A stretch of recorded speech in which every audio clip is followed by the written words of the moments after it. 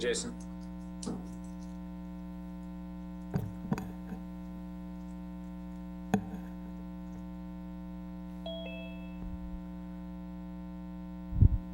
are you, Bob? How are you, man? Good. Well, good afternoon, everyone. I have 2 o'clock on the schedule. We do have this live on the Government Channel 3 and on Facebook and on the city website. And so I know we still have a few people who are joining us, and I got a few notes that people will be joining us a little bit late this afternoon. But the co-chairs, if you would like to start the meeting, we've got it going live. Perfect. Well, thank you. And thanks for everybody who's on the call today. Appreciate being here with us and kind of providing more of your personal time today for us. I certainly also appreciate everybody's involvement, not only in task force, but also your interest. And we've actually got a subgroup that's also met again. We'll touch on that a little bit today. After our call last week, the legislature did complete the special session, and there was legislation. I'm going to run through some of the highlights of that real quickly. First, did it continue and extend the state of disaster emergency declared by the governor on May 26th through September 15th of this year. Also, there's a requirement with that requires the governor to receive approval from the State Finance Council for any new state of disaster emergency related to COVID-19 during this calendar year 2020. With regard to that emergency order issued by the governor related to any closure or cessation of business or commercial activity, the governor is limited to 15 days of such closures prior to September 15th. And then the governor would call a special meeting of the State Finance Council for consultation if there was a need to do that, if something had come up that would require that.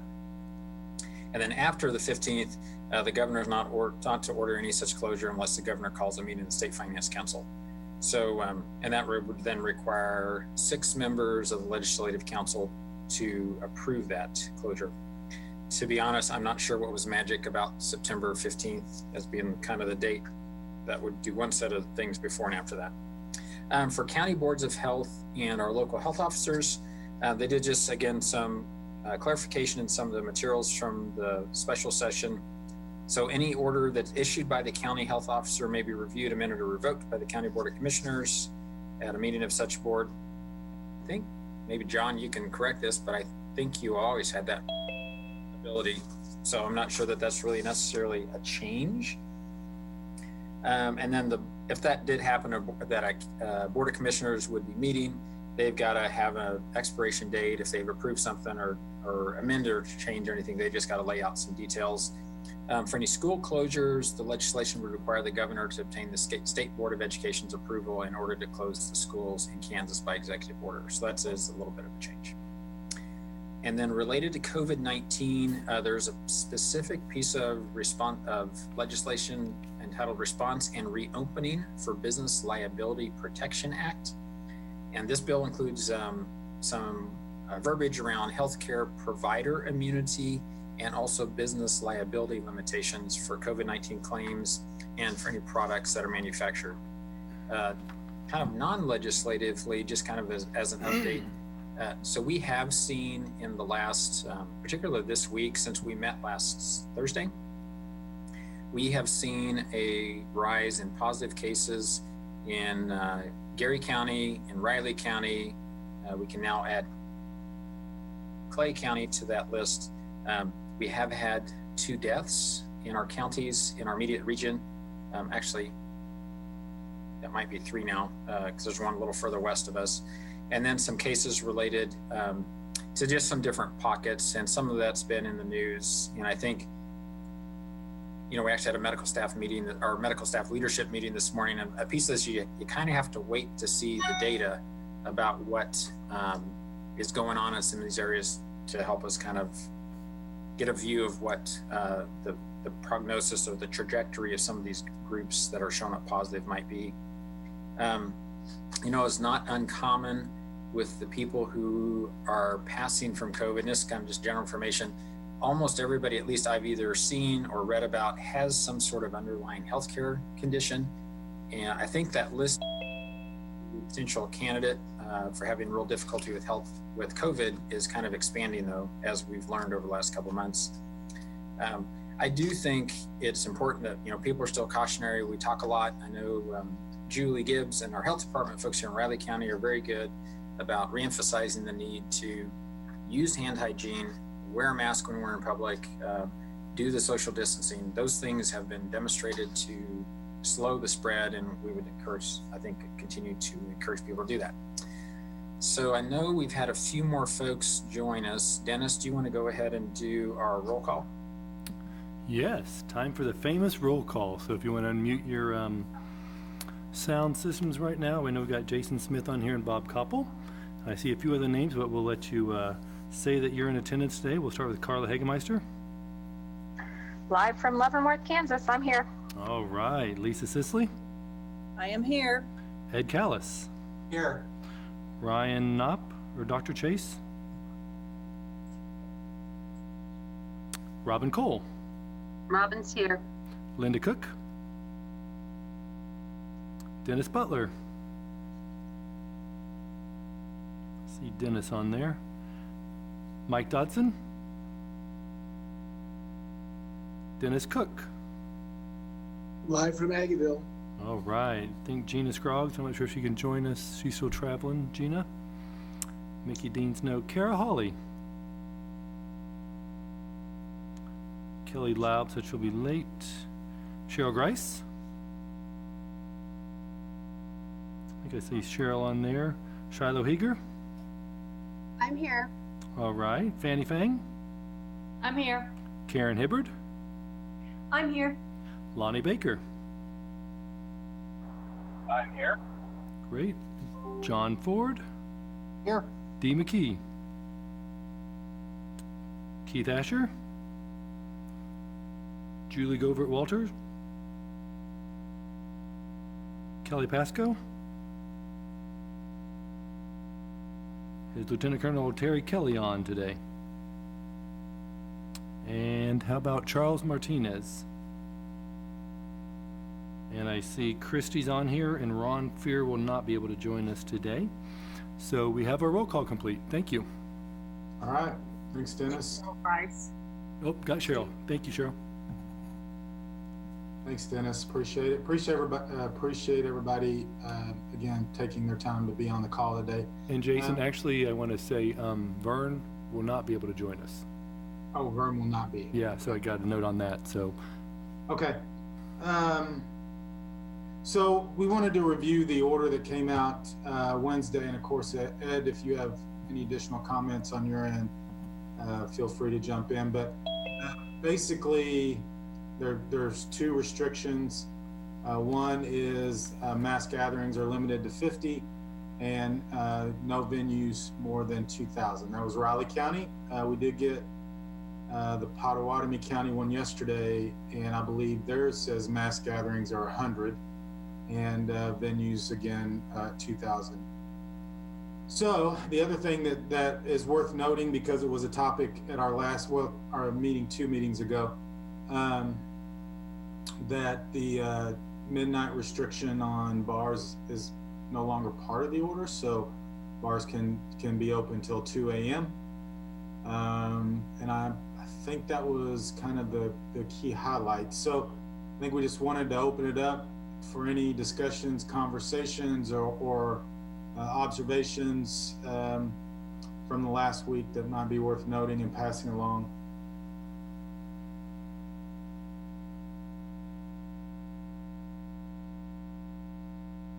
Okay, Ed, did you have anything? I hate to put you on the spot. Did you have anything you wanted to add to that? No, I think you covered everything that was in the order. Okay. All right. Well, moving on then, we were going to hear from Vern Hendricks, but I do want to mention something that is important that the Community Foundation and the United Way are going to help us with. We've had one of the churches that has been handing out masks to individuals, and they I think are ready to wind down that service, and they've been doing it as a service. So I know there was some discussion about trying to find another location for that. And we were very fortunate that the United Way has stepped up to be the distribution point. And so we are grateful to them for doing that, Tara and that group. So that announcement in terms of times and everything, I don't know, Christy, if you've got the specifics on that, but I know that announcement's coming out fairly soon. Sure, yes, they're gonna start beginning next Tuesday, the 16th. It will be a Tuesday, Thursday pickup from their location at 555 Points Avenue between the hours of 12 p.m. and 3 p.m. If a member from the public is not able to make one of those times, they said that they could also do it by appointment. And their phone number is 785-776-3779. That information is also on the Region Reimagine website under the Access to Mask page.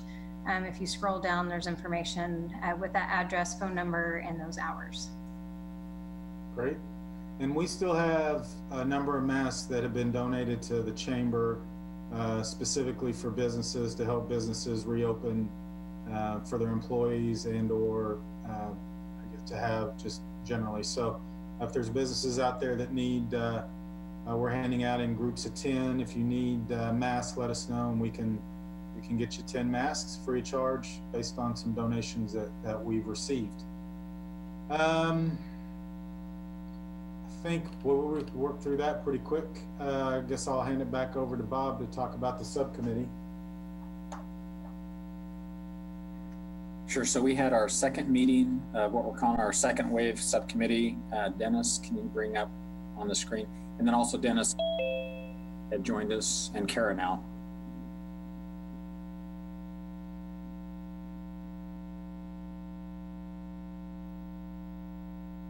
So I think Dennis had sent out after last week kind of our draft, and I would say this is still draft, but all the yellow areas are just new things that we had either added or made changes to while we were meeting.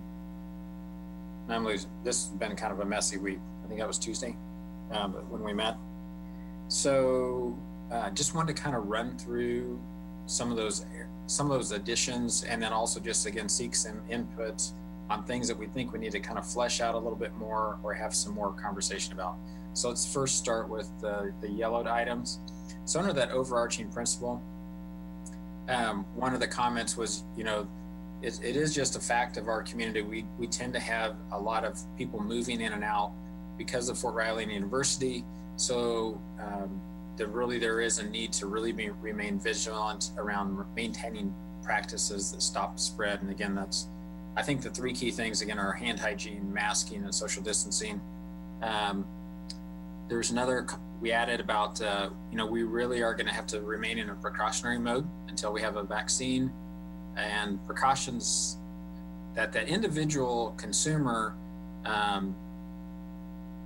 needs to make is actually really key. There's certainly things businesses can do, but we really need consumers to also take some of that responsibility to do those three practices. So I don't know if anybody had any things you want to add or clarify, either with stuff from the previous draft or the items that were added in yellow this week.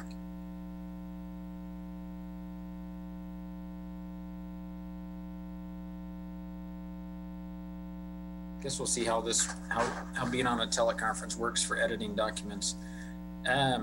Business and organization advocacy needs. So actually, it's really wanted to highlight and think about, so what is the way to create a path for input into future state orders? Because those typically have bigger ramifications than anything that we've seen in the local health departments do.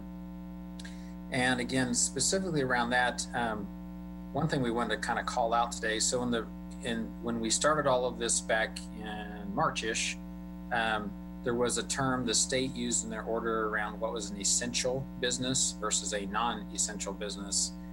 And we just want to have a little discussion today about, so one, what would we recommend for language next time if this were to ever occur for any reason again?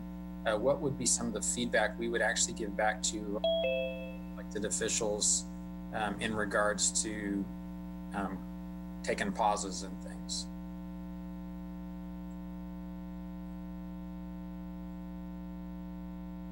I would recommend that if you go back and look at the original governor's order, the term of essential is defined, and the way they use it was very restrictive as far as what kind of activities could be allowed, because they related back to infrastructure and things that people needed to have day to day. But I think our definition at the local level of essential is not the same. So I think we need to make that distinction and then let them know that there is a distinction about how we see it and that they need to consider that. I think it made a bigger difference when we had a stay-at-home order. Essential was easier to define, even with local businesses. Is like, do I need to get out of my house to go get this? But the main essential services that they were allowing, that were more expanded on by the locals than what were actually in the law, the Homeland Security definitions, they were more for infrastructure types of things. So there is a difference, and I think we need to know that when we talk to them. So maybe a clarification about infrastructure, a clarification that we could have 105 versions of what's essential because of the county health orders. Does that make sense, Ed? Well, and bottom line is if they're sticking with the official Homeland Security definition, where does that leave our definition of essential for those 105 counties? I mean, right.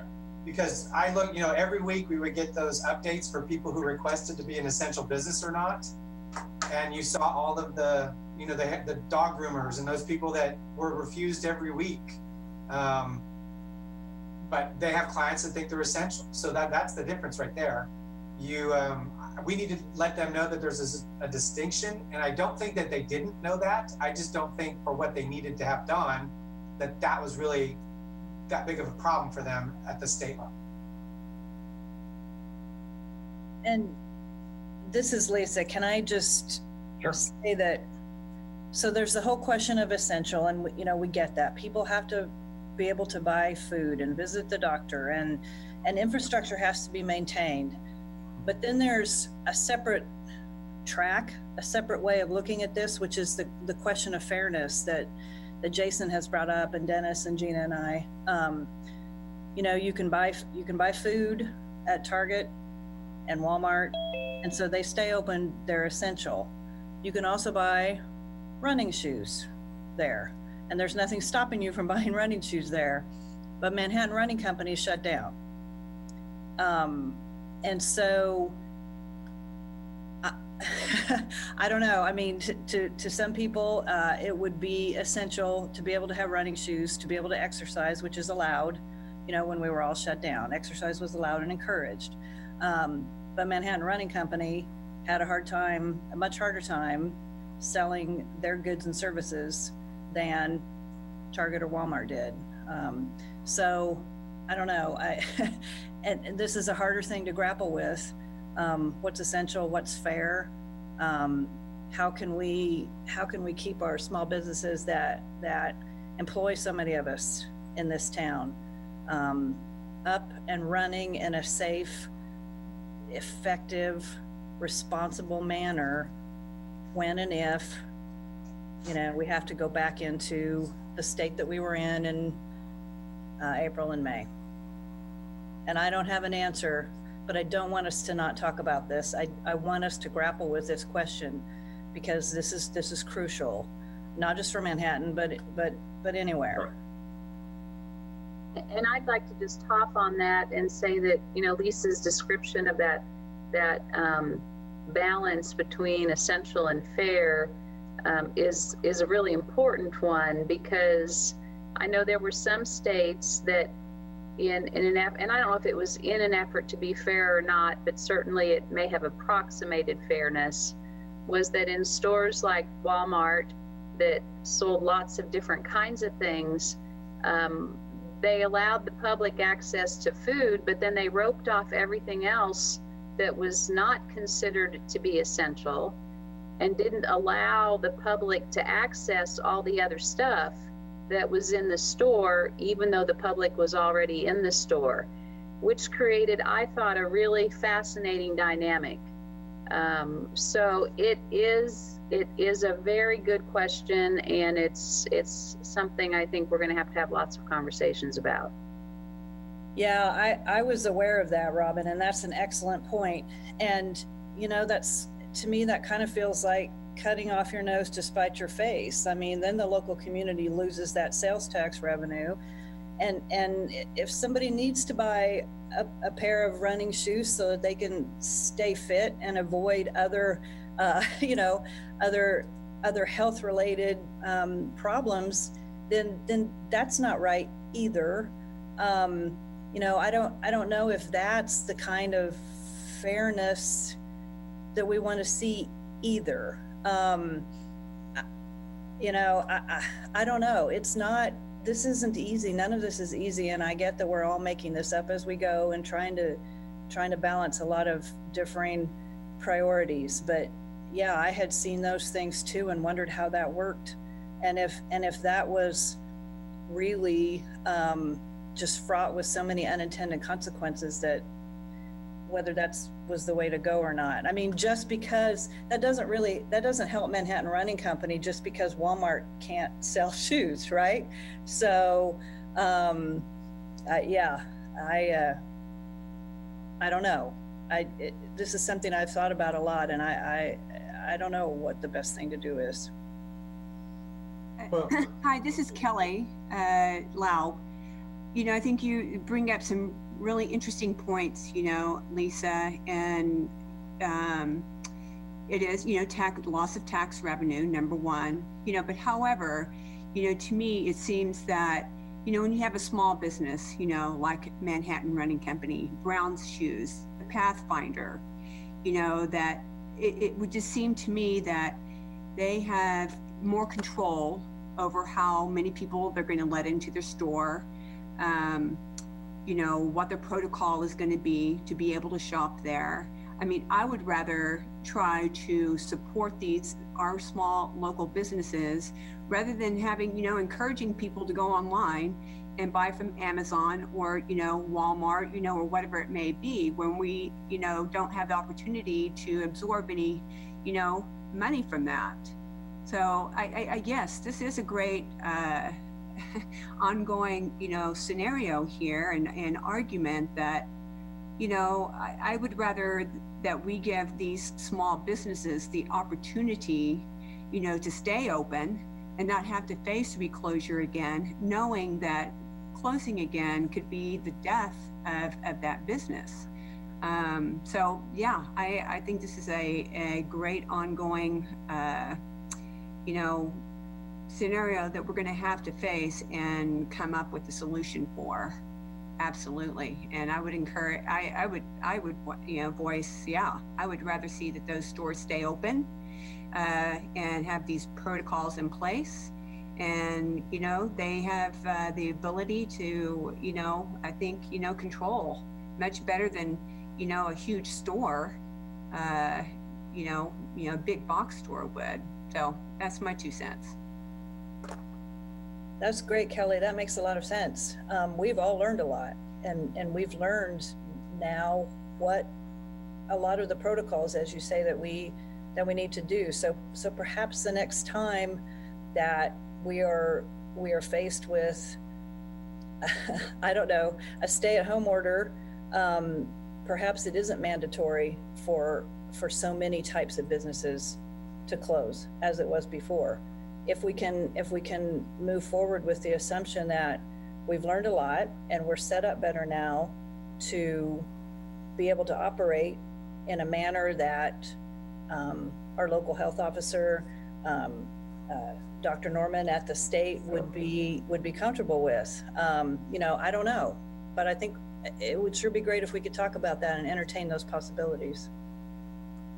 I agree.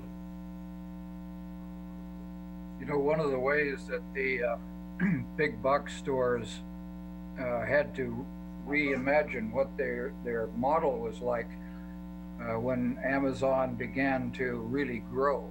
in other words, the online versus the big box store, was that they have their own system for online sales that then come back to the store. And to kind of follow on here, is there a reasonable technological mechanism for a given brick and mortar, let's just take the running company, for example, to have online sales that allow them to be much more competitive with a box store? A lot of small businesses ramped that up right fast in an emergency manner. They made, Kelly can speak to this. I mean, they made a lot of changes to allow for curbside and online. But the problem is that a lot of retailers don't have the capacity to put, for instance, their entire inventory online. I'm thinking of the Wing Lion. Ralph did a great job there, but there was no way for him to get his inventory with all of its many variations online rapidly, and so he encouraged people to call him and to allow him to kind of be a personal shopper. There are so many different costs and expenses and complications involved with smaller businesses being able to rapidly transition to being an e-commerce retailer, that it's really prohibitive for a lot of them. And perhaps a mix going forward is what we need to look at. But a lot of small businesses did what they could do really fast to try to make that happen. But in many cases, it was a hybrid. It wasn't ideal, and sales were nothing like they needed to be. I agree with Lisa that that e-commerce can only do so much, especially when your business it's known as brick and mortar.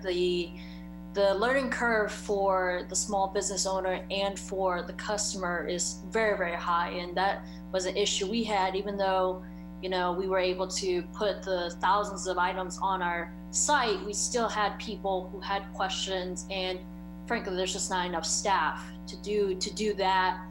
And then it's also overwhelming for them. So, I think, but I would also say that because we all were just trying to learn so quickly, one thing that the Second Wave Subcommittee spoke about a couple weeks ago was having Zoom classes to help small business owners out on how we can better utilize e-commerce, because I think the reality is that we're going to need to have that until we better understand what COVID is, and I definitely think that we will need to. I think for any business, small or local or corporation, it's time to start thinking about how can we integrate e-commerce, and if a stay-at-home order is in fact has to go into effect. I guess one question I have, and I don't know who has the answer to this. How much control do we have as a local government to change what comes from the state? Fanny, I was just thinking that very same thing, because even that dynamic has changed just in the last week. When the legislature was called back to Topeka to take another look at the COVID-19 measures that were passed several weeks ago, the legislature took action that put some limits on the governor's authority to shut down the state, indefinitely. And I believe that the limit that was placed on her was 15 days. And I shouldn't say her, I should just say on the governor, whoever might be in that position. And it also gave more authority to counties to have both authority and responsibility for managing locally.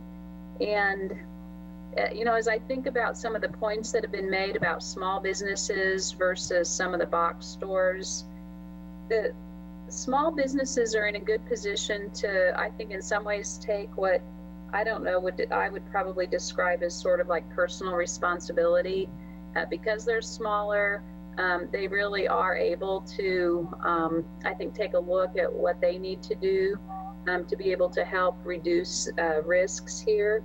And so maybe our approach all along has been a good one, which is focusing on what are some of the things we need to do locally to be prepared for an event, or for the likelihood that there would be a return, or that there would be an increase in the presence of the virus here in Manhattan.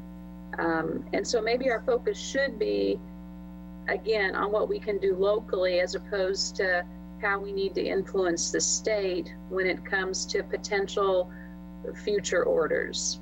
Just putting that out there for some consideration. Well, I would also like to say that, we also have to understand that not everybody has access to the internet.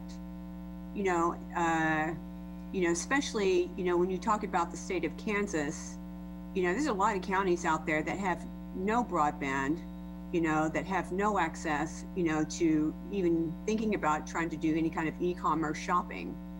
So, once again, I think that, small businesses, that have, can set the protocols and what the expectations are, to come shop into their small store is a much more viable option, overall. I do feel that, small businesses need to have control over some kind of destination on their future here. And, just we, as, you gals brought up is, it's overwhelming, to set up an e-commerce site, especially when you have a really small staff. And, I can't imagine what, Fanny and her, we've had to go through 3,000 items, getting all that catalog and everything else. It's not a lot of people have, that the ability to do that. So I just wanted to bring up that point that, not everybody has access to the internet either. And so. So I think it should be, and we talk about big versus small, and in my mind, there should be a set of attainable guidelines that a business, no matter what size, understands what it is, and if they can achieve those guidelines and choose to achieve those guidelines, then they should be allowed to stay open to whatever degree that is. And if you're a big box store, you have to abide by those guidelines. If you're a small business, you have to abide by those guidelines. I mean, as long as they're attainable and achievable. But it's hard for me to believe that a business in 5,000 square feet couldn't have two customers in and one staff person and be safe. And I had a lot of businesses through this process who weren't complaining because store A was open and they weren't allowed to be open. They were complaining because they felt like they had a viable solution to be open, and they couldn't get the governor's office or whoever was making those exception decisions to consider that as being safe. That was a frustration. It wasn't, well, they're open, I need to be open. It was hey, I've got a plan, it'll work, and so we should be allowed to be able to implement this plan.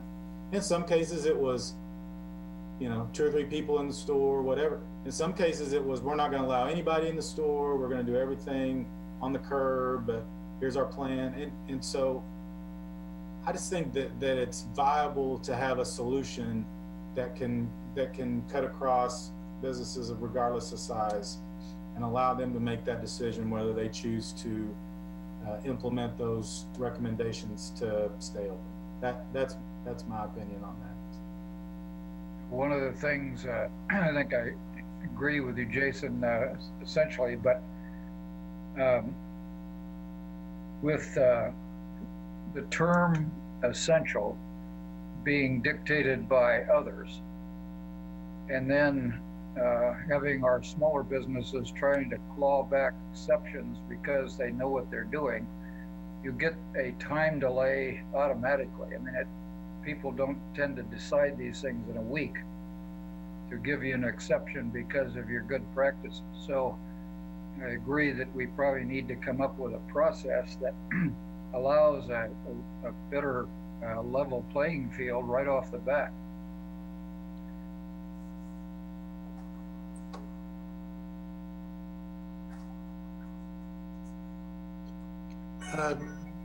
Can I give you a thought here? Sure, Dennis. I think exactly what Jason's saying. I think we keep making this assumption that if we get a spike, that we start this whole thing over again. And I think, I don't want to say that we overreacted the first time. It's because the learning curve was so huge. But we know a lot. We got a lot of protocols in place. It's I think we've got it pretty well handled at this point.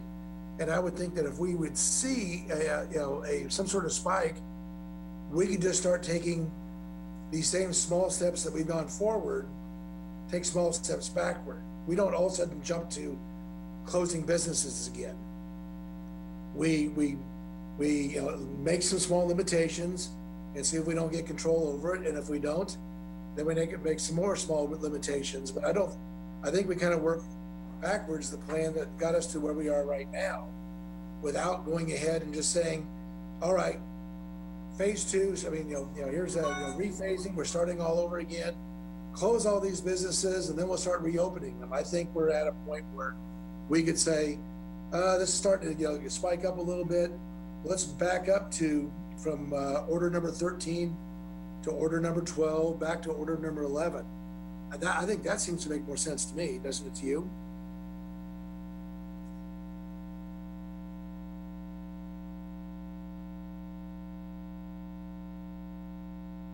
It does to me. That makes sense. And that's a good way of saying what I've been trying to think of and haven't been able to put it together, that we don't necessarily, it seems as if we wouldn't necessarily have to go all the way back to the extreme of closing.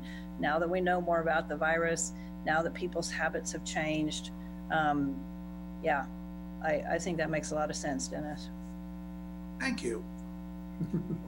I would agree. I think, this has been a huge learning curve, and I think that we don't need to, I definitely don't think that we need to go back to, closing down, but, we can just go back to, what these certain phases may be. So very well put, Dennis. That's two of you, thanks. So originally this is Lonnie, I'm sorry. Originally, when we were looking at all of these closures, it was really just designed to make sure that the hospitals were not overwhelmed. And I think along the line, we kind of lost sight of that, and it really got maybe a bit over-focused on saving us from every single case. So I'm very much in an agreement that I hope we don't have to do anything near what we did before. But Bob, I think it's critical, though, that we also keep in our vision here that we've got to make sure that you're not overwhelmed and that you're still able to take care of all the individuals that do get sick. If you remember from 2 weeks ago, this is something we're going to have to sort out internally, Bob, you and on the medical task force. When we asked that question about what happens, Ed was pretty adamant that if you get a case of coronavirus in your store, that you're going to have to take some fairly significant actions. That is, if one of your workers comes down with it. So we've got to get all that reconciled. Otherwise, baby steps back don't seem to comport with what Ed was saying. I may have heard it wrong, but maybe you can explain it. I guess I was actually just thinking, also reading the chat comments. I think that's why when we're on that subgroup, when we're talking about, so what do I do if I'm a business owner? That is, to me, one of the most important questions. What do I do if I have a positive customer? What do I do if I have a positive coworker? So while we're sitting here, actually, I'm getting some texts about we've got some other positive individuals in our community, and it comes back to, so then what? That was actually, I texted the person back. So now what are we going to do about that? It is, so with COVID patients, I think are learning so far that about 15% of them are going to have to go to the hospital. And so it's just a question of, can you manage the total number such that 15% of them is a manageable number? I mean, that's, because it's not everybody should or needs to come to the hospital. That's very clear. The question, is always, so how many positives can you absorb and keep? Because when we do have them in the hospital, they tend to be with us for a while. Our normal length of stay is between 3 and 4 days for most patients in Manhattan. I don't know of a single COVID patient who's not been here at least twice that. So it's just, again, that's just from our just operational standpoint. I do think though, I mean, in our subgroup, we actually talked about is these notes, this draft, if you will, that we've been working on from the subgroup. Is this kind of the basis for something to hand back to everybody as we're kind of finishing as our responsibilities or our work for this phase of the task force? Is something like this, and I think also to include some of the resources and other recommendations of stuff, that's been pulled together over the last, 4 or 5 weeks. Is that what's going to be helpful to our businesses so that they can maintain a level of operation? Because we do think that's important.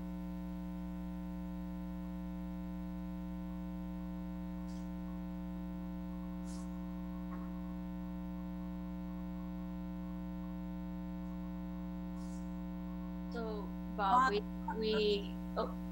No, I'm sorry. I was just going to have Bob kind of circle back around on that thought again about, with the businesses, kind of just circle back on that thought again. Well, it's like on the draft, it's actually up on the screen. It's like, so what should I do if I have a positive customer? What should I do if I have a positive employee? That to me is kind of the crux of, what's the to-do list if I run a restaurant and one of my coworkers I find out is positive? Because by the time you find out they're positive, they've already had the opportunity to expose lots of other people. So you're always behind. I think with COVID, we will always be behind the 8 ball. You can do everything you can up front to keep people from being exposed, but once you actually find out somebody's positive, they've already been positive for a period of days. And so it's really, how do you then step back and try to recover that or contain that as best you can? Mm-hmm. Like in the case of Fannie, so they actually voluntarily chose to home isolate all the people who'd had contact. Okay, I mean, that's obviously a solution. It's something the health department would support, et cetera. But is that always the solution? Because, we are going to anticipate we will have people continue to be positive COVID from now on. And so is that a long-term sustainable model of how to address that? Or even an intermediate term model? And maybe that is our option, and so that's what we need to do. But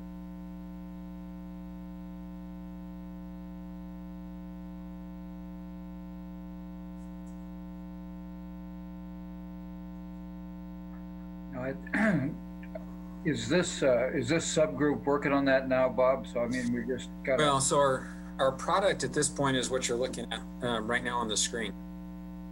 The only addition this last, or actually, everything in yellow was added at our meeting. I believe it was Tuesday afternoon when we did that call. We actually did talk about expectations for customers, because I think that is really, really key. And we see that in our part of the, part of the economy as well within healthcare, really helping people understand why, we have a universal masking requirement in our facility. And we have people who are pushing back on that. It's like, this is not an option here because we're a healthcare facility. This is what you will do if you're here. And for the most part, lots of voluntary compliance. But it's just really, I think, helping people understand that if I'm in this restaurant, then this is what, Kelly's going to expect of me. And if I want to be in the restaurant, I'm going to act no different than Kelly would expect me to act appropriately, dress appropriately, etc. But how do we get those kinds of things across? Excellent question, Bob. We want to thing. No, I think we all have our own little version of struggling through that. And I always wear shoes and a shirt when I come to your restaurant, Kelly. Dude, I would freak out if I saw you got one.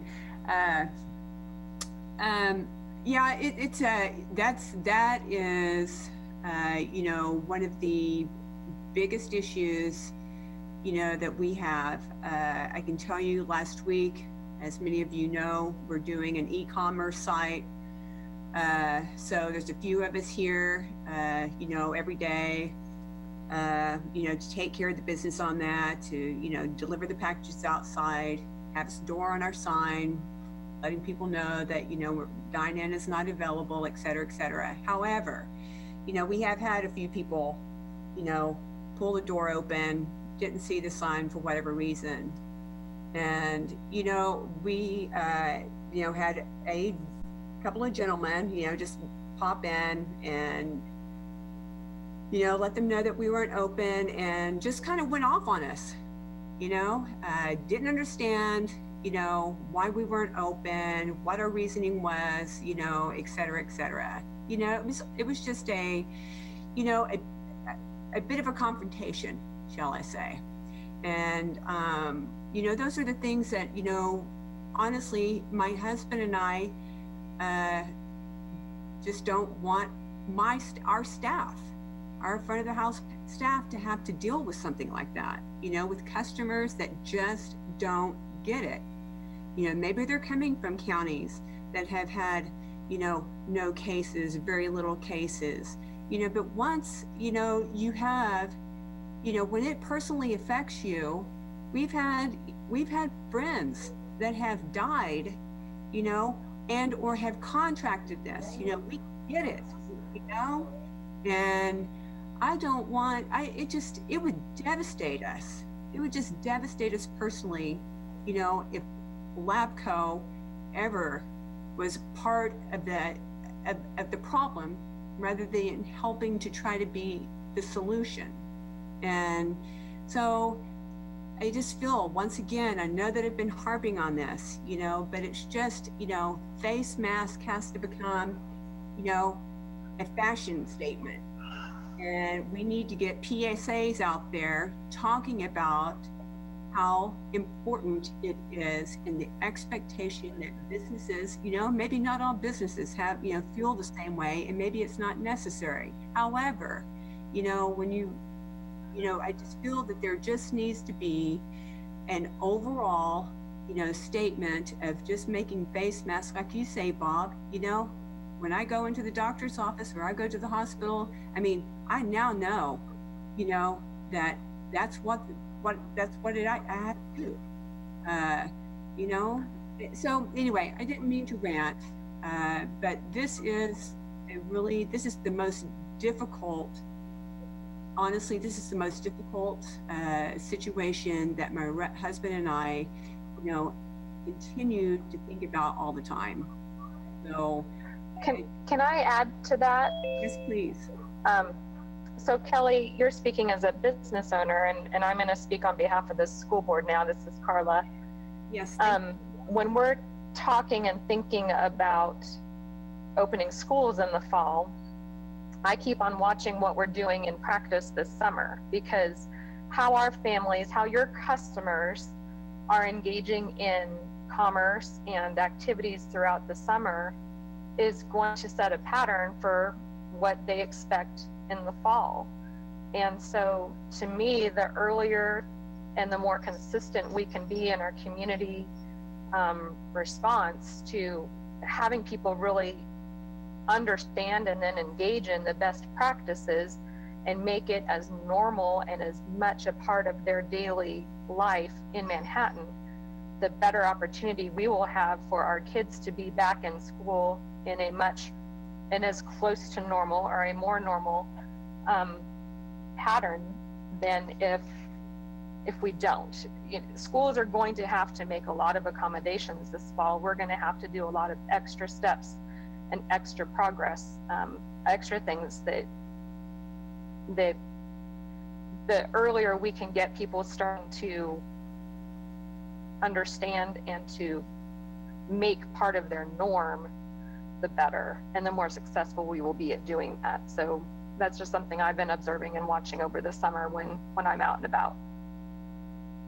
And Dennis, to respond to your what you typed up there, we have friends in the same business here that yes, that they have their best practices ruled. Yes, masks are required to come in, but what the problem is that not every business is on that same page. Okay, so I can walk into a small, right now you can walk anywhere and that, all it says is that face masks are encouraged, but not required. So there's a difference between requirement or encouragement, so that's where the confusion, and I hear this time and again, from, friends and, whenever we get on for our little LabCo Monday night, beer chat, this is like the thing that continually comes up, that there's not a consistent message. And so people are, going out and they're not really knowing what they need to be doing, so anyway, but yes, thank you, Dennis, for typing that up, because yes, we have friends in Lawrence. There's a group, a restaurant group, and that is formed in Lawrence, and there's several of them that are all on the same page. However, not every business is on that same page. Yeah, and this is Dennis. If I can just respond to that, I know not all businesses are chamber members, so I understand that. But that might be something with the standard placard that the chamber could help coordinate who would want those, even if they're non-chamber members, if they have agreed to follow those best practices. It's really like anything else. We have laws against speeding, but we still have speeders and we still write tickets, and you really rely on voluntary compliance with those things to try to create that consistently safe environment. Unfortunately, we know there's not going to be wholesale buy-in for that, but it's just a way to try to make it a little bit more consistent and predictable for patrons. That was my suggestion as well.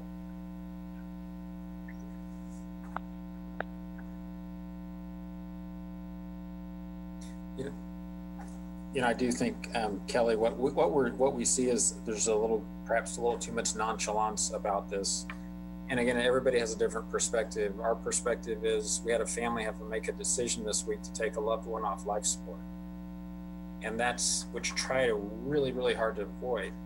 And on the flip side, understanding that people have got to function, and you got to do things, and you got to run, be with your family, do activities, run your business, etc. And it's just finding that good balance. I'm kind of with you, quite honestly, and we do it more here, so it's probably easier for Bob to transition. Wearing a mask is not that big of a deal. I'd rather do that so I can do all the other things. It's just how do we kind of get that across to people? It's a small thing to do for getting a much wider range of other things we can do. Yeah. And I know we got to be cognizant of our time. We're about an hour in. The planning for future restrictions, a couple of things there too that we had talked about, and I think this kind of ties into what we're just talking about. Comment within, a lot of discussion within our small group about the future restrictions, if there are any, have just got to be more strategic in how they're focused, and have it focused on stopping the spread, not necessarily focused on stopping just normal operations, and not just doing a wholesale. And again, I think there have been a lot of learnings in the last 90 days that we can employ to help with that. Somebody mentioned, or I think it's Fanny, about some of the Zoom classes. So the small business, the SBDC group, actually, they've got a series of classes that are already scheduled. I know they're in July. I can't remember if there's any of them in June that will be available to folks to tap into. And I don't know, Jason, if you want to kind of talk about that a little bit. There actually are some resources already lined up that would hopefully help people with e-commerce and other things like that. Yeah, I don't have the schedule for that yet, but the SBDC director, we've had a gap in our regional director, but the new one has been named. It's the same as we had before, Lori, and that's a partnership between Washburn, who runs for multiple sites in the state, but all the chambers, so Pottawatomie County, ED, and I believe Wamego Chamber, and then Junction City Chamber and us all participate in helping sponsor to have that person here. And so Lori does a great job. In fact, she was either on the statewide task force in Iowa or may even led it. I don't remember. But so she has a lot of knowledge, and I think will be real helpful to our efforts to assist businesses to be ready.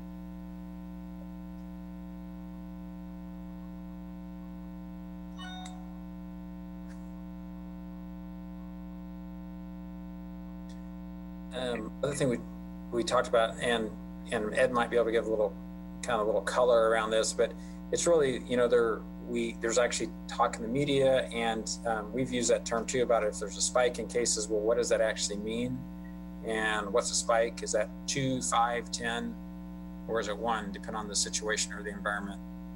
And so there is we've got to give some latitude to the health department and the other folks in that respect.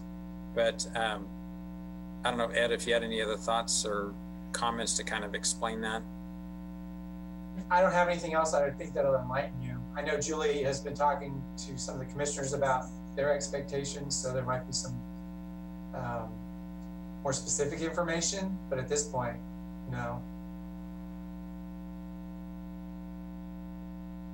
You know, Bob, one of the things that I do worry about is, and I think you've answered this before to some degree, but if we decide that, and maybe Carla knows something about this too, but if we decide to open the schools and open KSU with some restrictions like face masks, I mean, just for 383, we've got 6,000 kids.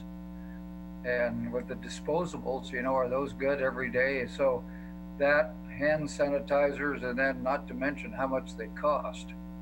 So as we do whatever we're going to do, if we have to take a half step back, or if we have to outfit everybody, if we have to have a closet where we've got a stockpile to begin with, so that if something happens, we don't have to go all the way back to square one.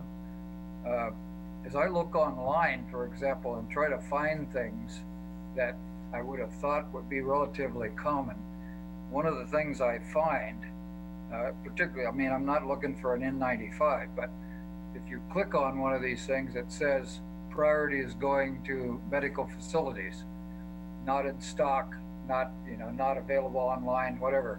So are you forecasting, because you watch this kind of thing, I think for hospital supply, are these things going to be reasonably available? So we actually have seen a big improvement of product availability in the supply chain for most PPE items that is dramatically improved just in the last 2 to 3 weeks. And kind of on the outside of that, I've started to see that you're starting to see more stuff available retail. The price point is not great at this point, but that to me is an indicator that there's now stuff getting into the actual supply chain, and we'll see the price point change along with that. Just to give everybody perspective, the surgical masks, like we use a lot of, and you've seen other places, prior to COVID, for us, that might have been 4.5 cents a piece, 3.5 cents, something like that. And they're now routinely sold retail for over $1 a piece. So obviously a big inflationary change there. But I think that we're going to see that change again. But we are now actually able to order stuff, with the exception of some kind of specialty items that we use, for example, in the OR or other places, those are short supply. So I think that will change. You know, at least short term, the Spark funding that Lyle talked about last week is going to provide funding to our taxing authorities, the county, and hopefully, you know, shared out with the school board, the schools, and the cities. That is going to at least give, you know, for the next 6 months, there's a funding source. Because I do think the stockpile concept certainly makes sense. I know that's would be something they've talked about at K-State, but we might start with this, but we got to be ready for that. So I mean, I think there's lots of things like that we can do proactively to help get people through this. It's likely inevitable that we're going to have some sort of bump in cases again. It just kind of depends on the duration of that and how many different sites or clusters, if you will, are happening at the same time. Hey, Mike, this is Linda. And one thing that we are doing at K-State for the face mask, because it is in classrooms, it's going to be required because that is what the faculty and professors want, because they are going to be in a room for a longer period of time with students, and they're going to still do the social distancing. So we're finding out now classrooms are only going to be about 30% capacity. But for the face mask, because somebody's going to need quite a few of them, because you need several, for a week's time and to be able to keep them clean, that we are going to ask people to provide their own masks. And if for some reason they don't have one, we are getting a supply of the disposable masks that we can hand to them for like a one-time use. But we are stockpiling in preparation for those occasional uses where they're going to need it. But we can't afford to keep a supply of face masks for everyone on campus for a semester or for a year. So that's why our guidance, our instructions to people, when they come back, is that you need to have your supply of face masks ready with you. So, and we're looking at making the face mask dispensers available across campus, but having those for emergency cases, so that a visitor or someone be there, that there's a disposable mask that they can get. But definitely stockpiling is the key. I know, talking to Lyle on this Spark group, there's about $14 million for Riley County. That's $194 per person in phase 1. And then there's stuff coming to businesses and so on in 2 and 3. Is this group, Jason or Bob, going to be helpful to John Ford and his group because those funds come to the county? So I don't believe that we've been asked to have any role in that at this point. That would be back to our elected officials to determine. Go ahead, John. I'm in on that for just a second. It's still kind of a fluid process. We're not necessarily ignoring anybody. We discussed this morning. You have to understand the governor just signed that legislation into law Tuesday. And I think the revisers, it takes 48 to 72 hours or something to actually get it in the books and get it working. They're trying to expedite that, but we're not really for sure what those guidelines and what that foundational steps are going to be for that. I know Johnson County has a plan and Sedgwick County has a plan because they got their money specifically from the federal government because they're 500,000 or plus. So we are kind of looking to see what they're establishing to kind of get kind of, just some kind of ideas of how this could look and how this could work. We're going to be more than willing and open to working with everybody in Riley County on this. We're just at that point right now where we're not for sure what it's going to be or what we're going to be able to do or what it's going to look like specifically. So we have had those discussions. In fact, we had one this morning about that. And we just kind of have to see how this kind of plays along. Keep in mind, this isn't going to be all at once either.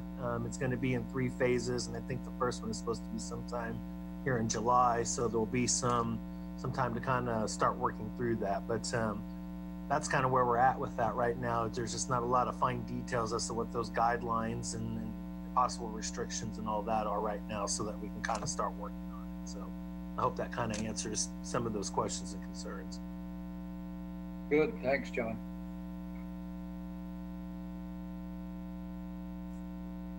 Can I ask a question of Ed Kalis? Okay, yes.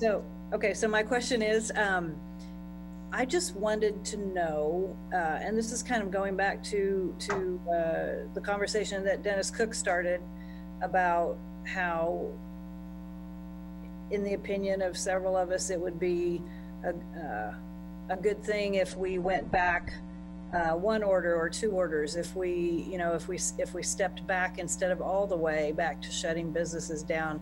And I just wanted to know if Ed had any sense of whether that kind of a scenario is being discussed at the state level.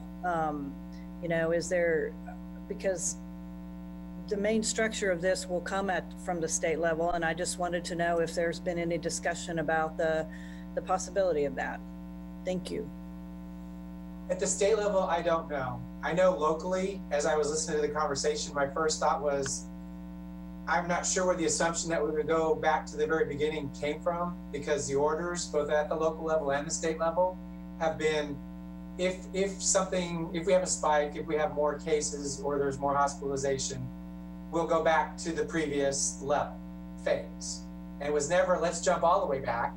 I mean, I guess it could happen if there were a huge kind of reaction or a lot of activity, but I've always been under the impression that we would do one phase at a time.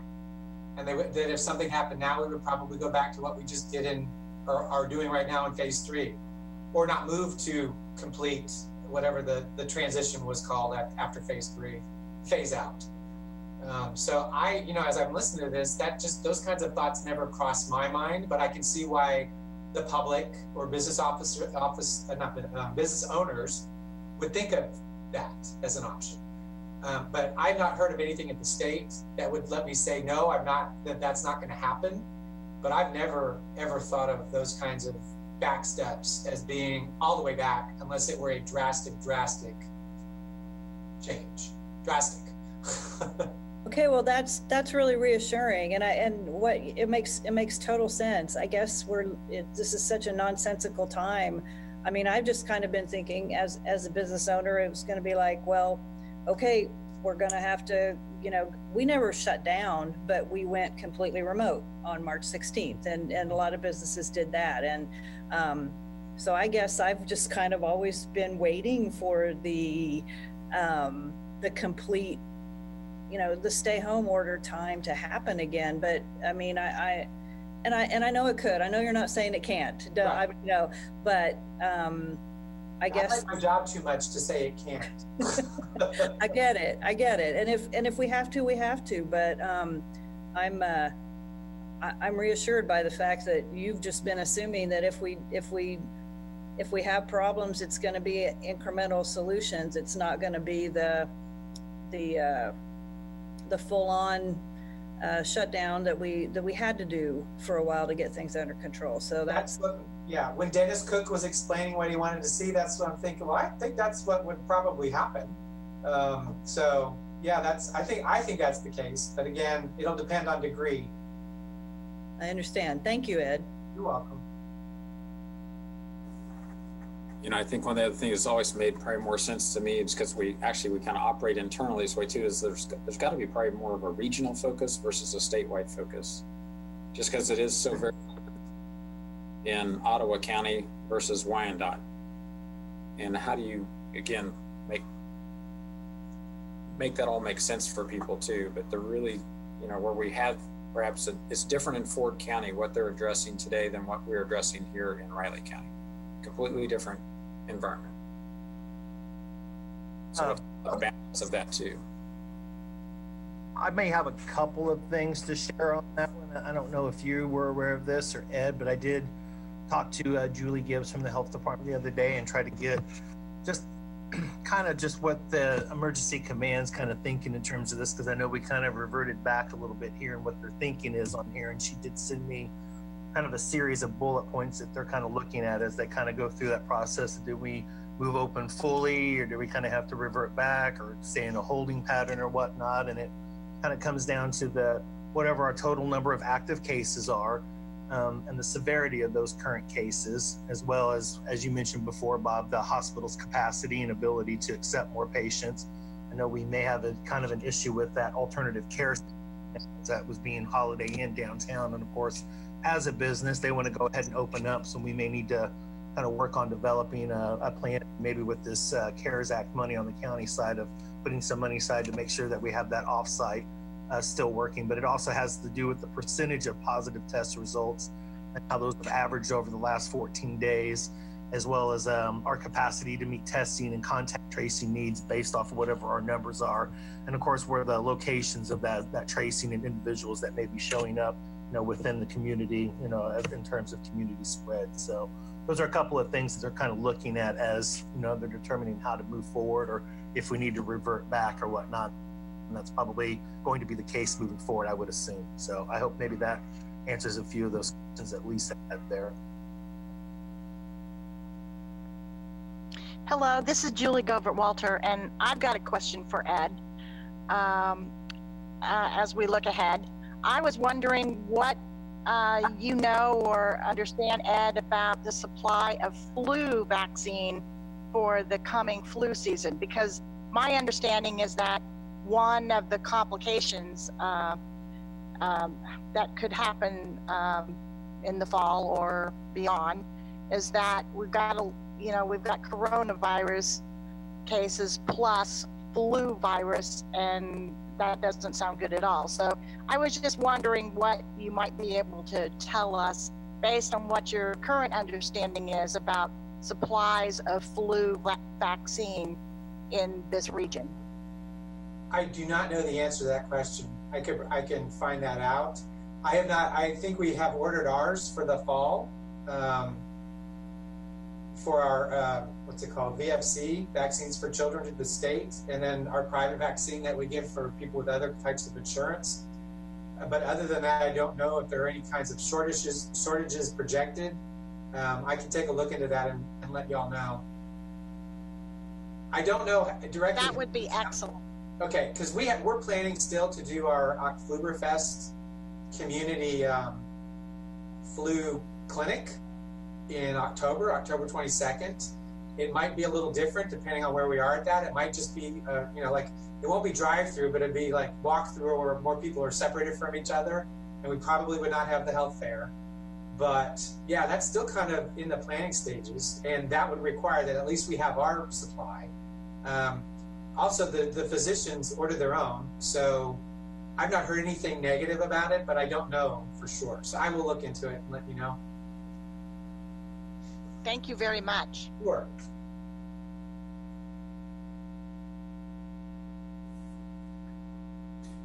Julie, I think it's a good question because there's always stuff in the community. There's been a stomach bug going around here for the last several weeks. We have strep in the community. We have some people getting mono in the community. And so, yeah, it's always that, what's kind of the balance of all those things. Interestingly enough, though, I'll go back to Ed and my conversation from last week. Actually, if people are wearing masks and doing hand hygiene and social distancing, we will actually see less of all of those things this year. On the screen, Dennis had pulled up some information about the small business development classes. And then also Christy, I think, has put a couple of things in the chat box because they're actually very recent. They're only a few days from now. There's some e-commerce thing. Class is going to be, I think it was on June 16th, if I remember from the chat box. So those, obviously, those are resources available very quickly here. Another class on the 18th as well.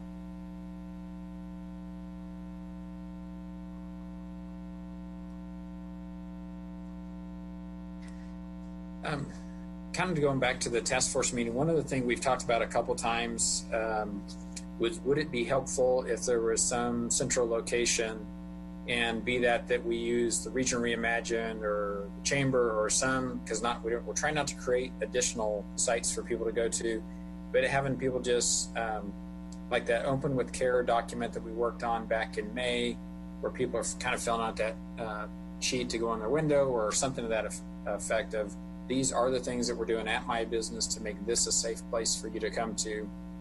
Again, trying to build that assurance that it's safe to come to A, B, and C here in Manhattan to shop or buy food or what have, things like that.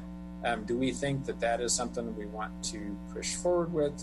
Would that be a recommendation from our task force that needs to be done, that businesses would be asked to do that? Or do we think people would actually access that system? Kind of what's the feedback of our whole task force?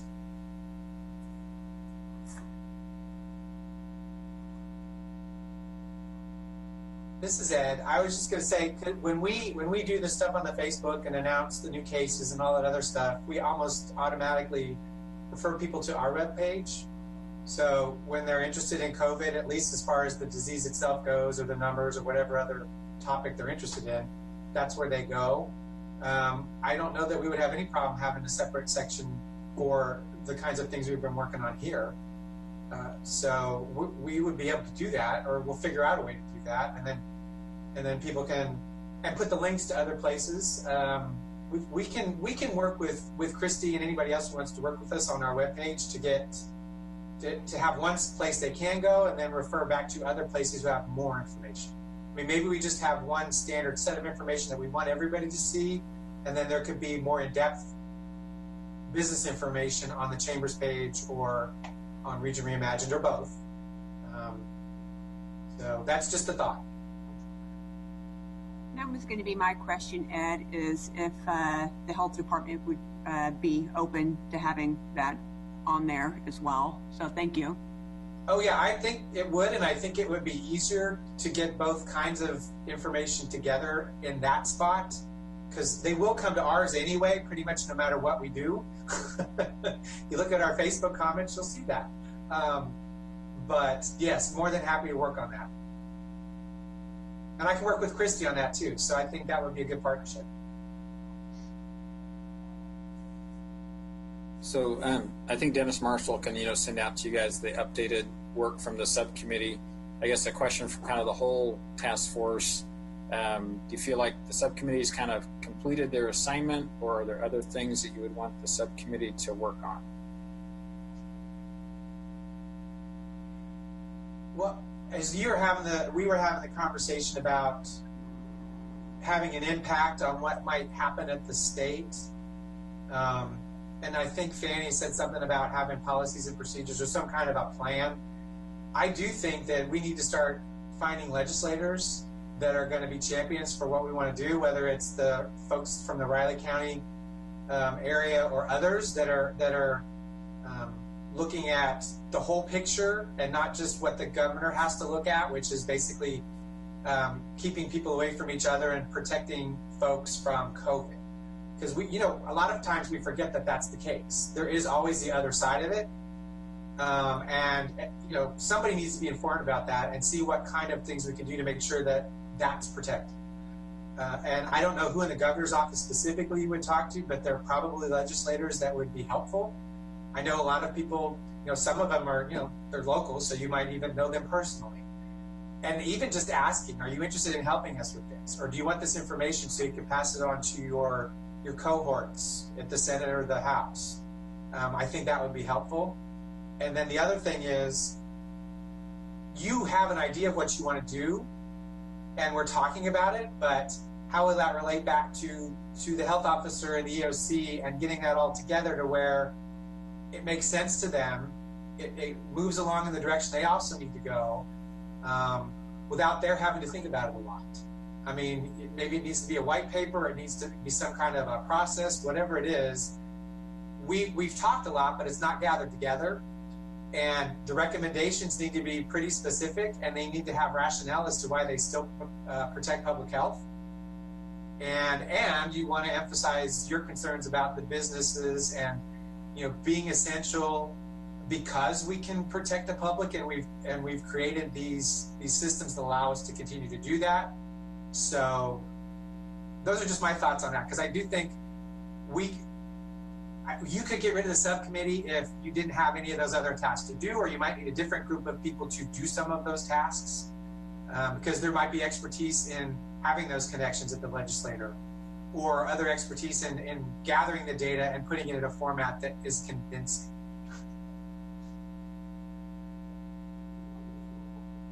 I agree with Ed, and I put this in the chat so I think what we've done so far with the subcommittee is very helpful, but based on what you've said, Bob and Ed, it's not for sure that we're going to see a second wave, but COVID is definitely here to stay. And so I'm wondering, would it be in the second wave subcommittee or a new subcommittee, whatever it is, or in this task force, do we start drafting what could potentially be the recommended guidelines or the required guidelines for businesses to be able to stay open? I think, I as a local business owner and talking to the local business owners, if we have to go through another stay-at-home order, it's either we're going to have to close because we can't make enough money, or there's going to be a lot of mental health issues that come about. It's incredibly exhausting to do this, and and I see Robin come on, so maybe Robin can talk a little bit about the mental health impact that it's had. It's interesting because what we're seeing is what you would expect to see under any kind of a major critical incident, and that is that in the first wave of response to the critical incident, mental health providers really are sort of in the background, waiting until they're called upon to get involved, because other first responders are needing to be on the front lines. And I'm thinking about like police, oftentimes fire, EMS, individuals and institutions that are responding to the physical needs, the immediate physical needs of individuals.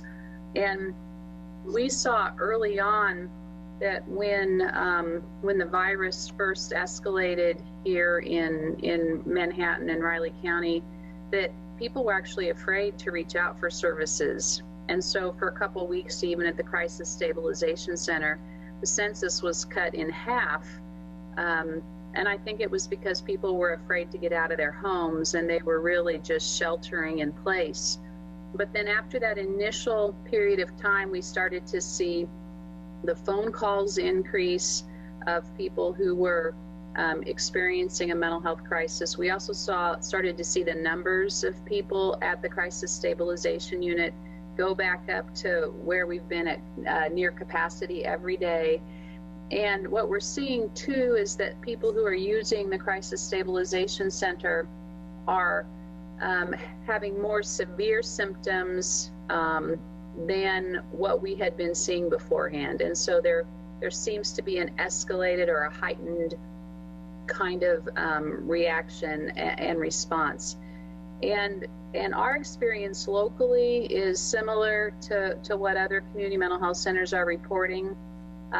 People are still reluctant, they're still afraid to venture out. And so we've seen reductions in people reaching out. And yet for those who are reaching out, they're having much more severe symptoms than what they had before. I think there will be a wave of mental illness problems, and I believe that we will need to be prepared to respond to that, and that it's coming. Thank you for bringing that up, Fanny.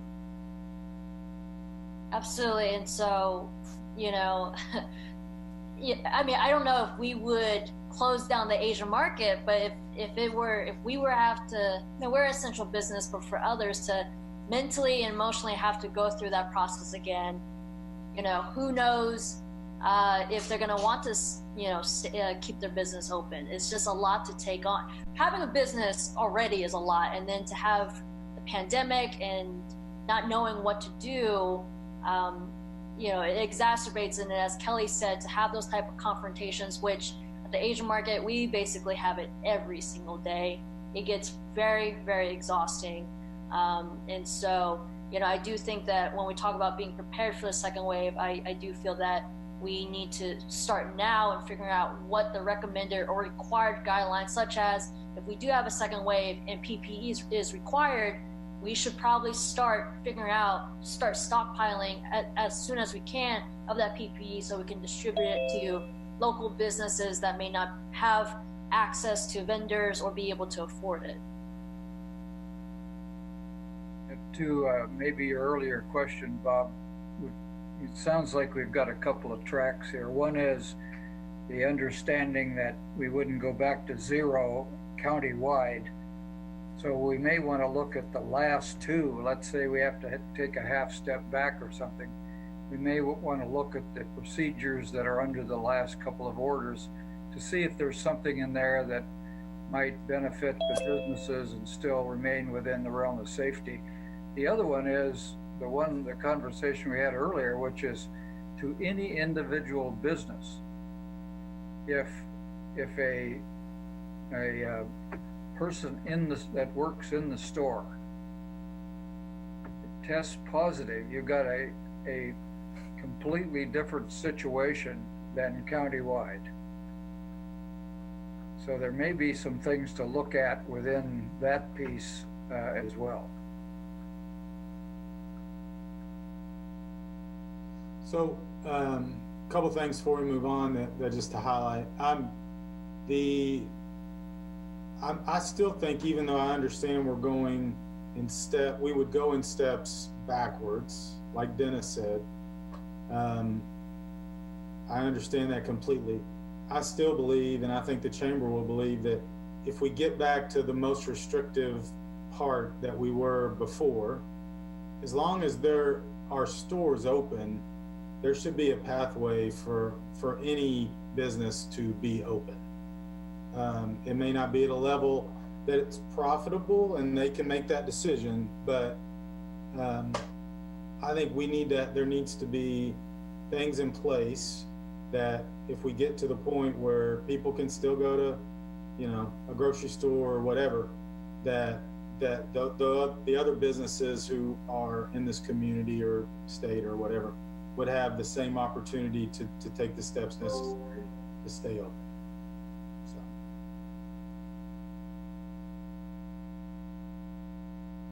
So it seems to me that we need to kind of figure out, if we have another spike, what phase are we going to step back into? Is that kind of what I'm understanding here from everybody?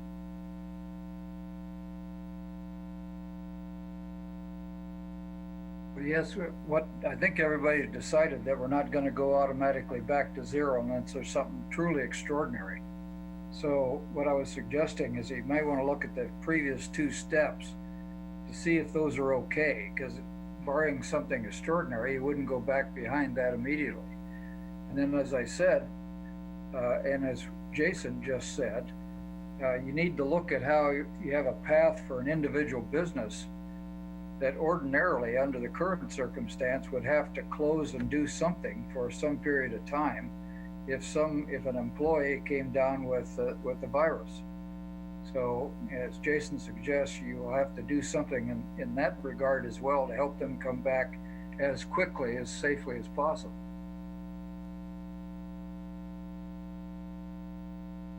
I guess Ed and John, not to put you on the spot here too much, but at what point here do you think that's a responsibility of the EOC, and at what point would you want the task force to kind of lay out some steps or guidelines or parameters? Well, personally, I think it's good to probably have some parameters. I think it would, particularly with business at this point in time, it would probably take off some of those concerns that they have. I don't specifically know where to go. I think maybe Mike's right in just kind of reverting back to the phases that we have currently and trying to work off of that. But, that's would be separate from, if the state or something had to do something as well, or maybe we could take baby steps or something if we see that it's kind of moving in that general direction. It's just so really hard to say, but I really do agree with everybody that if we have to revert back to a March or April scenario, the results from that will be cataclysmic. There's just no getting around it. So somewhere of some kind of in-between type of balance to kind of shift back in there and see where we're at would probably be a better approach than just trying to shut it all down completely. So anything that we can do in the midst of that to kind of keep that sensible and balanced would probably be a reasonable approach. What I also suggest too is, we, as this started in March, I think we did a pretty good job of making decisions early that probably kept us from being as bad as it actually has been too. So we do have to kind of think about what what things to shut down, maybe specifically for a short amount of time, and what things may still be able to work under whatever scenario that we find ourselves in. So maybe you have to put a little bit of flexibility maybe in with that as well. But having this group here together that kind of blends both the health and the business side of it too, I would think in our conversations that we've had over the last couple of months would certainly help in that regards too. And of course, that wasn't an element that we had to start off with. So that's just my thoughts on it. I would say you're not going to get any different end results unless you provide options for different processes, which I kind of mentioned before, doing a white paper or whatever. I don't know how long the EOC's intact for now. I don't know. I can't remember if they closed or they're still active. But at some point or another, they're going to move along if they're just the only ones making the decision, if there is no state involvement. And they're going to move along, and they've got ideas and preconceived notions and all those other things. And those things can change if they have the information. And if the information fits with the end goal, which is to reduce the number of people who get sick and to lower the level of attendance in the hospital, all of those other things, then I think you need to do it sooner rather than later. Because while we're in a lull, if there is not a second wave, that's great, but this is the time that there's kind of a lull. This is where we really need to be giving them ideas, giving them something that they didn't think of before, helping them to talk to other people above them or the governor's office to explain why what we want to do is very legitimate, and there's nothing that we've learned about COVID that would keep us from doing that. So I think we need to be more proactive with getting that information to the people who make the decisions, and if we can get input back from them to see how they think those kinds of decisions will or won't work based on what they have to do, their end game. Because we talk about what we want in the task force, but it's not always, and sometimes not even close to what they want to do in their public health function, if that makes sense. I mean, we're trying to get down the same road, but we're slowly, we've come back and forth occasionally together, and then sometimes we're farther apart. But our end games are not all the same, because we're looking at disease and we're looking at business and mental health and other things. So getting those kinds of ideas to them as soon as you can, I think, is your best bet. Commissioner Ford, quick question in regards, because I know Bob hit on it when we talked about the new state laws, but do you review all the health department orders in a public meeting and approve, or you just look at them? What's the process for that? Yeah, usually what happens there, because obviously there's a regulatory side of that, and that's what comes with the Board of Health side of it, is Julie will get with Clancy Holman, our county counselor, kind of develop what needs to be done there, and then he'll kind of refer back to kind of the legal obligations and all that. And then when they have whatever that local health order kind of put together, then he gets with us individually and makes sure that we're basically on board with it. And if it's a question that we need to refer back to him, then we'll refer back to him. If we need to refer back to Julie and the EOC, then that's typically what we do. And is there a public vote on it or not? No. Okay.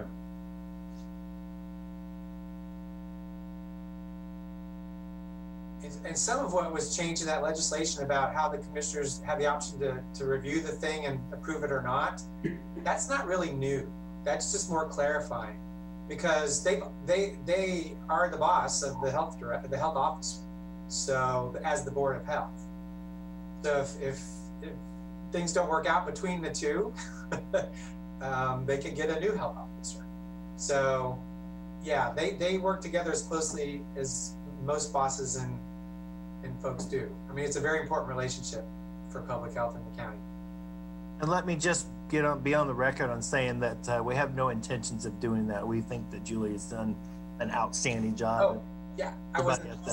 No, I know. I just want to make sure, because there are some areas of the state right now where that is, I've been becoming a real challenge, and Julie's been great of keeping us updated in advance, and not just, well, I'm going to go ahead and do this, and this, and so there isn't that kind of,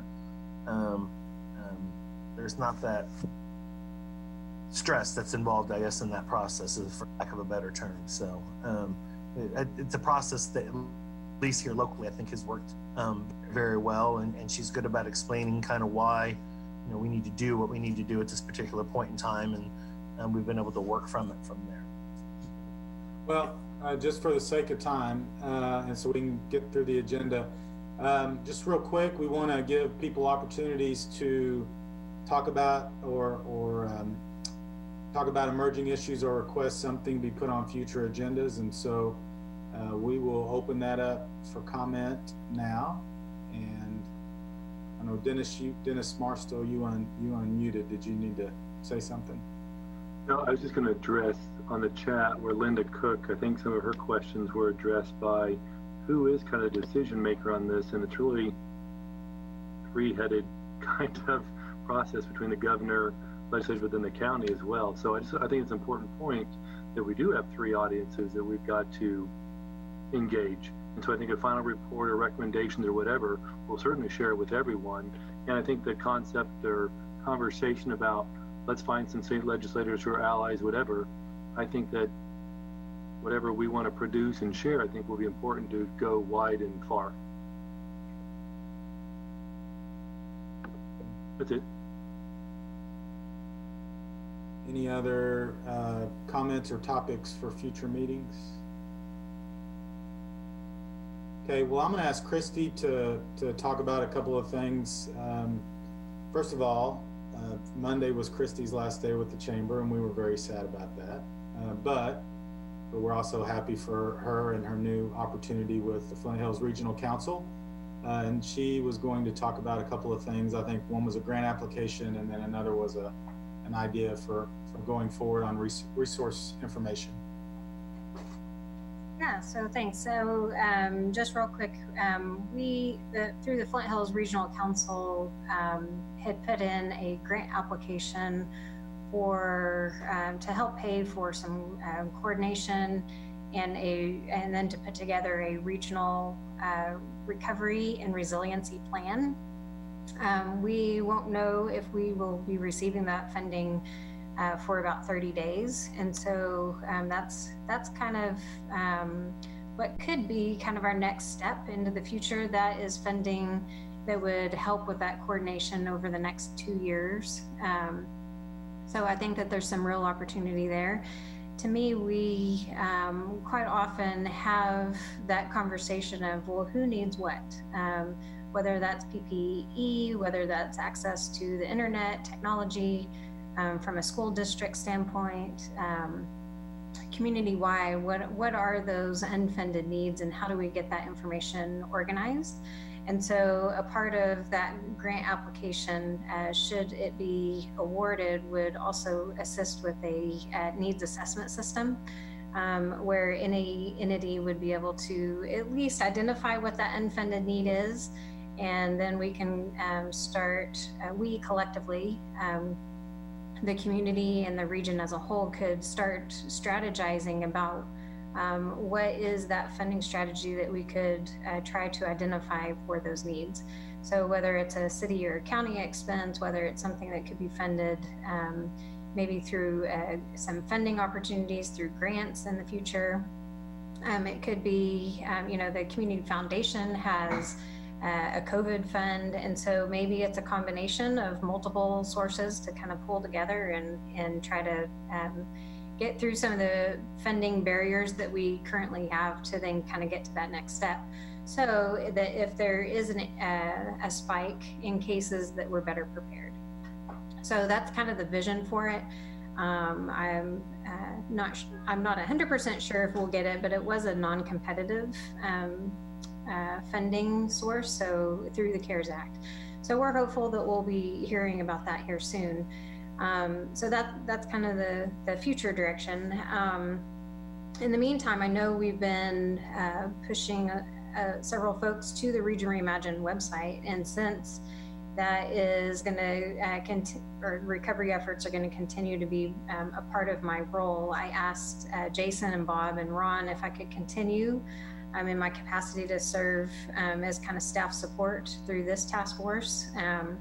And I asked if I could continue to update the Region Reimagine website at least to get us through this period. So anyway, we'll work through the details of what that looks like moving forward, but I'm happy to help in any way that I can. If you have certain efforts going on, for sure, let me know. I've attended a few meetings already that were related to broadband expansion, possibly some public hotspot or public Wi-Fi options. So that's just one of many. I think that the work that this group has done has been tremendous.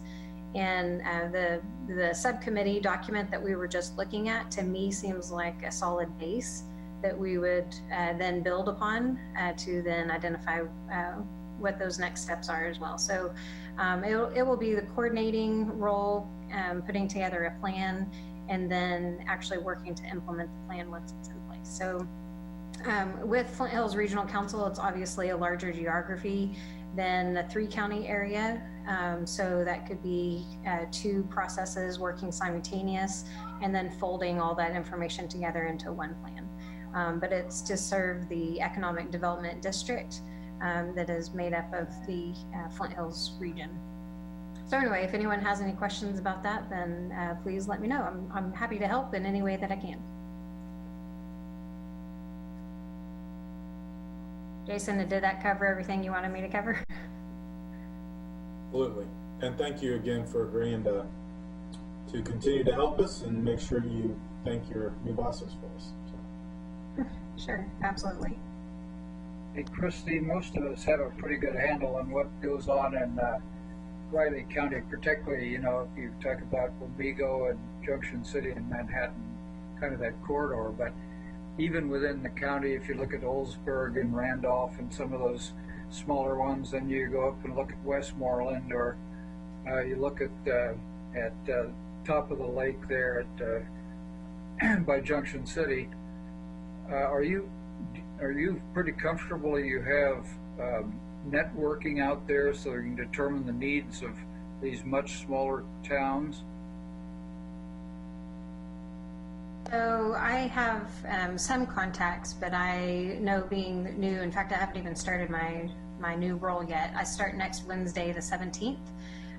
So I know that will be a large part of my mission to then identify even more. I know Jana Williams has been the interim director, and she's done a really fantastic job kind of in that interim period, and I'm going to be leaning on her for and identifying where who all those key folks are. One of the other contacts that I've made here recently was just through Jeff Wick at WTC. I know when the pandemic hit, he had sent out a email to school districts and city halls and libraries to say, hey, we know that you need more access to internet, and there's going to be some funding that's up and coming. And so I know the people that have the contacts, but I don't have them all myself. I'm going to be working to build that, and then also still assessing the contacts that Flint Hills Regional Council already has. So kind of a combination between my current network and what they already, who they're already working with. Thanks very much. Yeah, I worry just a little bit, and John Ford will know, but you know, even as we have this committee here that looks through things that are kind of centric around these larger cities, when you get up north in the county, they probably have some particular needs that we may not have heard from yet. Absolutely. Kind of the way that I view that process going is that, the Manhattan Area Recovery Task Force is one group covering a 3-county area. But in order to lead those efforts, the cross-section of the folks that might need to be involved might need to be expanded from a planning perspective. And then the other counties that aren't a part of this particular group, to me, would have another process that are basically 2 processes running simultaneous. And whether that's really the mission of this task force or not, I think that it would need to be a kind of open process where people feel comfortable providing that input, and maybe even a larger cross section of the community that we're getting that information from. So we haven't gotten that far. I'm just kind of waiting to see if the funding is going to come into play, and then if that does take place, then we're going to tackle it as quickly as possible. Hopefully that answers your question. But to basically, it wouldn't all feed into one process. I think there'd be multiple processes that all fold into each other into a plan. Thanks very much. So wanted to circle back to a couple of questions we've had. One, I think either Jason or I have asked, I guess, are there other things that we would want to put on our to-do list for either the task force or for the subcommittee? And I do want to give a shout out to the folks on the subcommittee. They've been doing an extra meeting a week for the last couple of weeks while we've been working on stuff. But we do want to kind of make sure that we're progressing, we're meeting needs, we're helping people answer questions. So are there other things that people would want to call out that we need to give some focus to?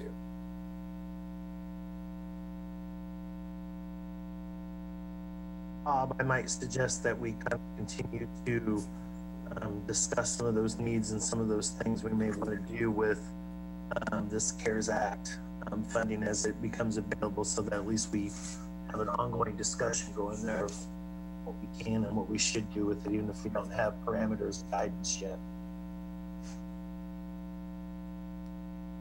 And Bob, I think we also discussed a couple of times, and I don't know to what extent it's been fleshed out, but this idea of what kind of supplies might we need, so what level of stockpiling and how would we do it, and some of this might be coming out of that the CARES Act as well.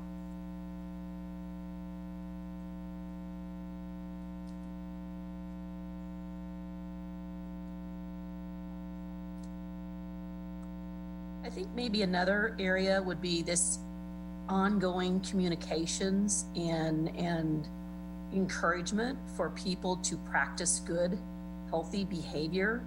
I think when things open up, people tend to forget that it can come back just as fast. And I know in the university, and people are concerned as we start to bring more students back, how we are going to communicate and try to get commitment from everyone that they're going to practice good behaviors, because what they do doesn't just impact them, it impacts everyone around them. And I think that encouragement, it can't be something that's dictated to people, but how we get people to come along and self-discipline themselves to practice these kind of behaviors, so that we don't find ourselves, in another surge. And I know I'm seeing a lot of comments, on Facebook and different places where you go into a lot of places now, and I know the stores can't control it, but they're seeing the behavior of people is not the type of behavior that's going to help us keep a surge away from us and help us in the long run. So to me, I think that communications and awareness and how we create the types of messaging and the vehicles to get that out and get people to commit to it's going to be important. I guess kind of related to the question too is, so what are, in the view of the folks on the task force, kind of what's a good kind of end product? What does that look like? And it might be interim. We have to, here's feedback after our first month, or here's feedback after whatever, back to our elected officials or whomever, but what might that even, I guess in you guys' minds, what might that look like? And Lonnie, did you have a comment? No, I did not. Okay.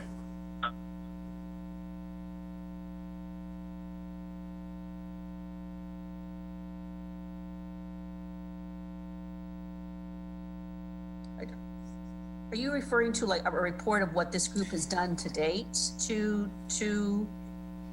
I guess I'm not so, and I won't speak for Jason or anybody else. I guess I'm not so concerned about saying here's the 10 things we did, but more like, are there, 10 things we would recommend back to our county health director? Are there just what we would recommend to all city government officials within our 3-county area. You know, what I get, the question is really is kind of what would that kind of look like, or what feels right to you guys about what we should be doing, what we should provide back, to kind of help close this loop. And at some point, I mean, we won't be here forever. So like, when do we know we're done? I think I would like to maybe have us all circle around to that question next week. You know, give us an opportunity to read through the document. Oh, no, that's, yeah. Okay. And just maybe, you know, we'll have a little more, you know, solid directive, shall we say, you know, at that time. That's what I would suggest. Cheryl, I'll put a few things in the comment because we've talked about this several times, and I think we have to keep in mind that it's helpful to have multiple means of communication, whether it's something visual. I know businesses have things posted on their windows and doors, but whether it's an infomercial, a PSA, a radio, a billboard, a digital sign, something that, you know, that's changing. So they see you have something that's consistent, but then also just different things to catch people's eyes and to be a reminder. And we may have to switch it up because if after seeing it for a while, then you just glaze over it. So just as we move forward, having various reminders and just having different means to communicate that message would be helpful. Well, I had a wild thought. You know how when you travel through different states, you get the KDOT, you know, for our state's KDOT, you know, star 411, you get updated on, you know, what the road conditions are. Maybe, you know, you get an update when you go to a different county or something like that, but maybe that's a thought, you know, coming up with the, you know, 411, you know, when you travel from one county to the next or something like that, you get the, you know, most current information on, you know, what's going on when you're, you know, traveling. And I don't know, just a wild thought.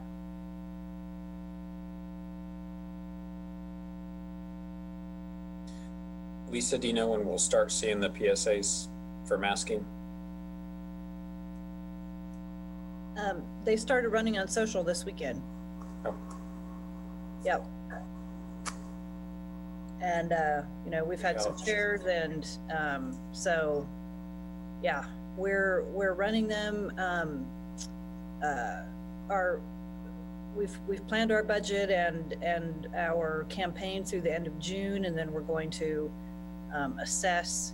We might take a break for a little bit and then reallocate in July and August, but we haven't determined all that yet. We're just kind of social campaigns. You have to keep an eye on them and adjust as you need to. And we are still working on more spots. What we have now is a President Meyer spot, and then we're working on a couple more. So, Lisa, what are they running under? Like if we were to look for it. Think MHK. Thank you. Mm-hmm.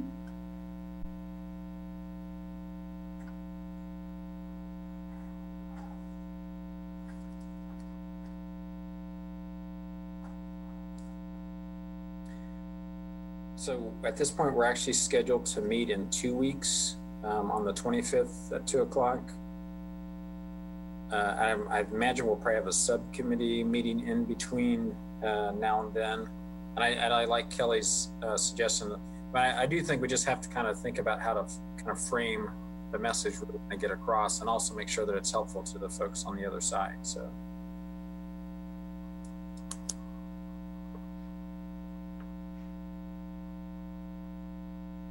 Other thoughts before we close out today? Bob, I did want to say that we do have on everyone's calendars for the next 4 weeks a Zoom link. Although we aren't meeting next week, we'll leave that on there, but just know we don't have a meeting next Tuesday, or I can cancel it and reschedule next Thursday. Yeah, next Thursday. We said we're going to be on the 25th, but you still have that invite on your calendar, so just ignore that for next week, and I'll send a reminder we're not meeting then next week. And then for a housekeeping, can I see or find out who's on the phone? There's 2 phone numbers on here, and I think it's 316, Lonnie, is that you? That is. And then who's at the 785 number on here? The 473-2300 is Dennis Butler. Oh, gotcha. Okay, just make sure I had everyone accounted for today. So we're good, and then I'll work with the co-chairs about the subcommittee getting together, and I will send that document out to everyone after we finish the meeting today.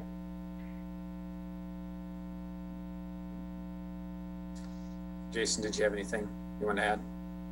I did not. Just want to thank everybody for giving us 2 hours of your day.